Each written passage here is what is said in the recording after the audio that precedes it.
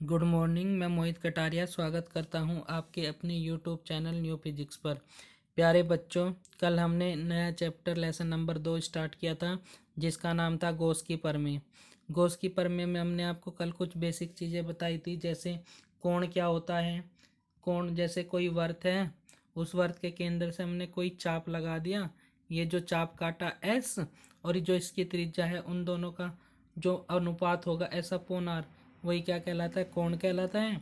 इसका मात्रक रेडियन होता है। और ये कैसी राशि होती है, कोण पूरक राशि होती है। इसके मात्रक को पूरक कोण कहते हैं। तो एक चीज़ हमने ये पढ़ी थी कोण, एक पढ़ा था हमने घन कोण। घन कोण क्या होता है?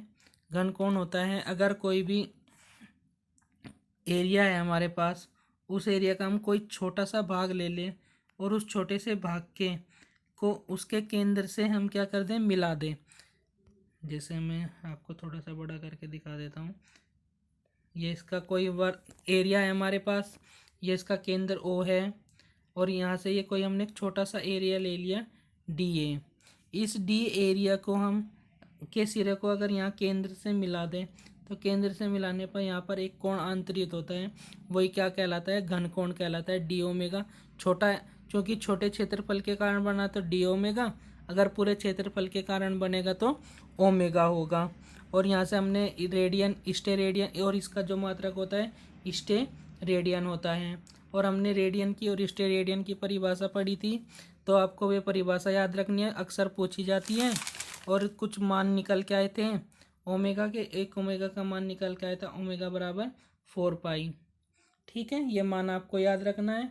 और जो क्षेत्रफल होता है किसी का, वो क्या होता है, अनुक्रमानुपाती होता है उसकी त्रिज्या के स्क्वायर के। तो जब यहाँ से अनुक्रमानुपाती का चिन्ह हटाएंगे, कांस्टेंट क्या आ जाएगा, डी ओमेगा इंटू आर। यहाँ से डी ओमेगा की मान निकाल सकते हैं हम, डी ओमेगा बराबर हो जाएगा डी अपॉन आर। तो ये फॉर्मूला भी आपको याद रखना है। अगर वो उसके साथ एक किसी कोण पर हो, तो किसी कोण पर होने पर वो उसके साथ जो फॉर्मूला बनाएगा, डी ओमेगा बराबर D A cos theta upon R square, यानी कोस थीटा और आ जाएगा उसमें। तो ये चीज़ें हमने कल आपको पढ़ाई थी।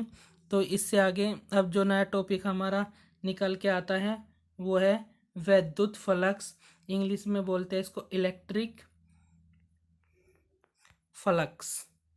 क्या होता है इलेक्ट्रिक फ्लक्स या वैद्युत फ्लक्स? जैसे हमने, हमारे पास कोई आवेश क्यों है, इस आवेश के कारण क्या उत्पन्न हो जाएगा, वैद्युत क्षेत्र उत्पन्न हो जाएगा। वैद्युत क्षेत्र उत्पन्न होने से हम क्या मान लेंगे कि क्यों कि कोई हमारा एक काल्पनिक पृष्ठ है।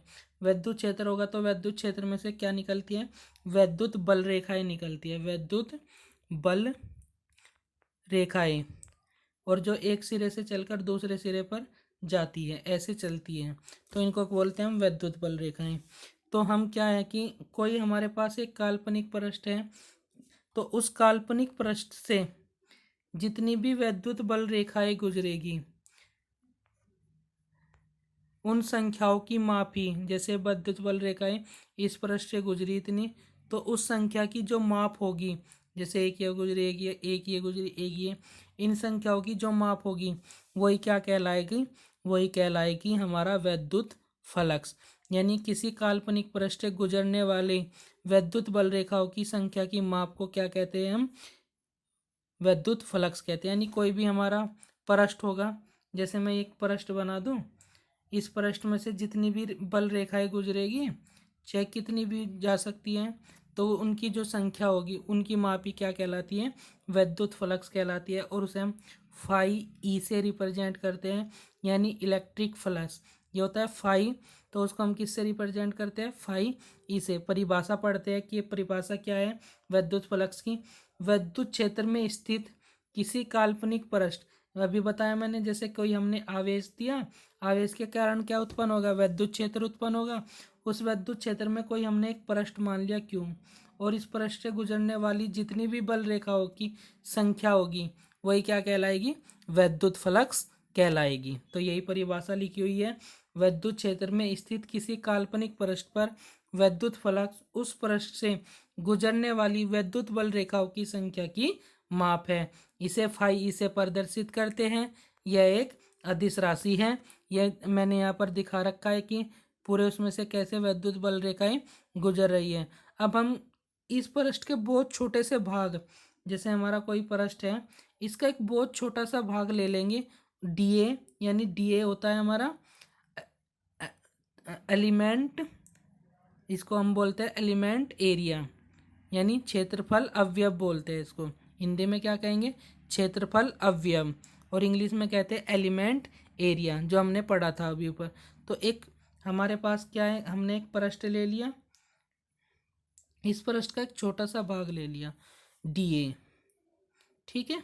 इस छोटे से भाग से, यानी पहले तो पूरे पृष्ठ से निकल रही है तो हम क्या करेंगे, इस छोटे से भाग से देख लेंगे कि कितनी बल रेखाएं गुजर रही है। तो इस छोटे से भाग से देखने पर हम क्या करेंगे, फिर इसका क्या कर देंगे, इंटीग्रेशन कर देंगे, छोटे से भाग में से निकलने वाली संख्याओं का क्या कर देंगे, समाकलन कर देंगे। तो हमें क्या मिल जाएगा, पूरे पृष्ठ से पता चल जाएगा कि कितना विद्युत फ्लक्स निकल रहा है। तो यही हमें दिखाना है कि कितना विद्युत फ्लक्स निकलता है। तो माना कि एक पृष्ठ अवयव डीए की स्थिति पर विद्युत क्षेत्र ई है, तब स्केलर गुणनफल ई इंटू डीए अवयव से होकर गुजरने वाला विद्युत फ्लक्स कहलाता है। यानी जितने एरिया में से विद्युत बल रेखाएं गुजरेगी, उसका गुणनफल यानी एरिया और विद्युत क्षेत्र का गुणनफल ही क्या कहलाएगा, विद्युत फ्लक्स कहलाएगा। यानी फाई ई बराबर क्या हो जाएगा, ई इंटू ए हो जाएगा। तो यानी जितने एरिया में से जितनी विद्युत बल रेखाएं गुजरेगी, सपोज करो ये कोई क्षेत्रफल है 5 का, इसमें से 5 वो गुजर रही है बल रेखाएं, तो विद्युत फ्लक्स कितना हो जाएगा, 25, यानी दोनों की गुणा हो जाएगी। ये विद्युत क्षेत्र है, ये एरिया है, ई इंटू ए हो जाएगा। तो यहाँ से यही बस बताया गया है कि किसी पृष्ठ ए की स्थिति पर विद्युत क्षेत्र ई है, तब स्केलर गुणनफल ई इंटू डी अवयव से होकर जाने वाला विद्युत फ्लक्स कहलाता है। तो विद्युत फ्लक्स क्या हो जाएगा, फाई ई बराबर integration E into D A, क्या है, स्केलर गुणनफल। स्केलर गुणनफल क्या होता है, ए इंटू डॉट भी हमने पढ़ा था कक्षा 11 में, स्केलर गुणनफल या अदिश गुणनफल पढ़ा था। तो अदिश गुणनफल है vector A into vector B, तो बीच में क्या आ जाएगा, डॉट प्रोडक्ट आ जाएगा। तो डॉट प्रोडक्ट, और ए बी डॉट प्रोडक्ट कैसे खुलता था, ए बी कोस थीटा खुलता था, अगर उनके बीच में थीटा कोण है। यदि वेक्टर ई व डी थीटा के बीच थीटा कोण है, तब ई वेक्टर डॉट क्या खुलेगा, E A D A cos theta. Formula वो वाला ही हम ए डॉट बी का वाला यूज कर लेंगे, क्या होता है, ए बी कोस थीटा खुलता है, तो उसी फॉर्मूले से E dot A be open हो जाएगा। अब ई इंटू डी ए की जगह ये रख देंगे यहाँ पर ऊपर इक्वेशन में, ये मान यहाँ पर ई इंटू डी ए का मान यहाँ पर रख देंगे। तो यहाँ से ई कोस थीटा कॉमन आ जाएगा, क्योंकि कांस्टेंट है, थीटा भी कांस्टेंट है, विद्युत क्षेत्र भी कांस्टेंट है। तो डी ए बचेगा, डी ए का क्या कर लेंगे, समाकलन। और हमने बता रखा जब डी ए होता है और समाकलन लगा होता है तो ये डी ए कैंसिल हो जाता है, कितना बचता है, ए। तो ये क्या बच गया, ए। तो हम फाई ई बराबर क्या आ जाएगा, ई कोस ए, थीटा लगा लेना भाई, यहाँ पे थीटा मिस हो रहा है, तो ई कोस थीटा ए, या हम उसको क्या लिख सकते हैं, ई ए कोस थीटा। तो फाई का मान कितना आ जाएगा, ई ए कोस थीटा। तो ये विद्युत फ्लक्स का मात्रा क्या है, ये आपको याद रखना है। अब स्थितियाँ बनती है क्या, पहली स्थिति बनती है यदि समतल पृष्ठ विद्युत क्षेत्र ई के अभिलंबवत हो, यानी हमारा पृष्ठ तो ये ऐसे है और जो विद्युत है ये ऐसे होगा, तो होगा तो लंबवत, कैसे होगा, लंबवत होगा, लेकिन हमें ऐसे लगेगा कि उसके क्या है, समांतर है। समांतर होने पर थीटा क्या हो जाएगा, 0। कह तो रहा है क्या, अभिलंबवत।